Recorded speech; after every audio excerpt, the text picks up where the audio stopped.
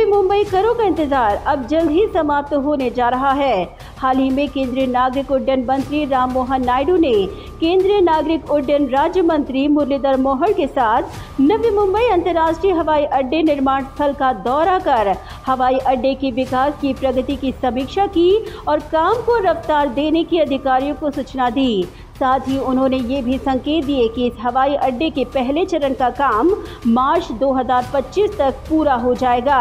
जहां उनके साथ इस दौरे में सांसद श्रीकांत शिंदे, विभाग के सचिव व्यू आलनाम, सिडको उपाध्यक्ष Vijay Singhal, airport authority of India के अध्यक्ष संजीव कुमार सहित विभिन्न विभागों के प्रतिनिधि मौजूद थे। मीडिया से बात करते हुए केंद्रीय नागरिक उड्डयन राज्य मंत्री मुरलीधर मोहोळ ने कहा कि इसमें कोई संदेह नहीं कि इस हवाई अड्डे के पहले चरण का काम मार्च 2025 तक पूरा हो जाएगा। या विमानतळाची पाहणी करण्यासाठी आमचे मंत्री माननीय नायडूजी आणि आम्ही दोघेही आज या ठिकाणी आलोय।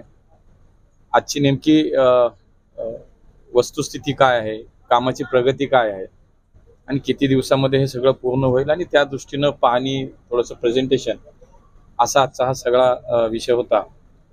मला असं वाटतं की खूप चांगल्या पद्धतीने वेगानं काम सुरू आहे आणि मार्च 2025 मध्ये खरं तर हे विमानतळ सुरू होऊ शकतात ही जी काही परिस्थिती पाहता आणि तशीच तारीख आता या ठिकाणी सांगितली गेली आहे।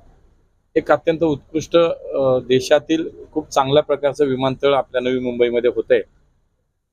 सगळ्याच प्रकारची कनेक्टिव्हिटी या विमानतळासाठी आपण जर पाहिलं तर याच्यामध्ये जर आपण पाहिलं तर मुंबई असेल, पुणे असेल, ठाणे असेल, कल्याण असेल, म्हणजे एकूणच पुणे, पश्चिम महाराष्ट्र या सगळ्यांच्या दृष्टीने अत्यंत सोयीचं असं हे सगळं विमानतळ आता पूर्ण होईल। मला असं वाटतं की खूप काही गोष्टी याच्यामध्ये होत आहेत। एकूण 4 टर्मिनल होत आहेत। जवळपास वर्षाला 2 कोटी लोक प्रवास करतील इतकी क्षमता या विमानतळाची आहे आणि कामाची प्रगती पाहता मला विश्वास वाटतो की मार्च 2025 मध्ये या विमानतळाचं प्रत्यक्षात काम सुरू होईल। वहीं नवी मुंबई अंतर्राष्ट्रीय हवाई अड्डे को स्वर्गीय दीबा पाटिल के नामांकन मुद्दे पर उन्होंने कहा कि इस मामले को लेकर केंद्र सरकार सकारात्मक है। या भूमीतलं एक कर्तृत्ववान जे व्यक्तिमत्व होतं दीबा पाटील यांचं नाव देण्याच्या संदर्भात अनेक आंदोलनं झाली, अनेक मोर्चे झाले। मला असं वाटतं आम्ही सगळेच त्याच्याकडे सकारात्मक दृष्टीने पाहतोय, त्यामुळे त्याच्यामध्ये कुठेही कोणाचं दुमत असण्याचं भविष्यात कारण नाही असं मला वाटतं। आम्ही सगळेजण त्या विषयात सकारात्मक आहोत। वहीं उन्होंने ये भी आश्वासित किया कि अपनी मांगों को पूरा कराने के लिए आंदोलन कर रहे स्थानीय लोगों को न्याय जरूर मिलेगा। संबंधित व्यवस्थापनाशी मी स्वतः या संदर्भात बोलणार आहे। आमचे मिनिस्टर नायडू साहेब सुद्धा इथं आहेत। आम्ही या संदर्भात निश्चितपणे मार्ग काढू आणि इथल्या स्थानिकांना ज्यांच्या जमिनीवरती आज हे विमानतळ, आंतरराष्ट्रीय विमानतळ उभं राहते, त्यांना 100% न्याय देण्याचा। Bureau report, Navi Mumbai network.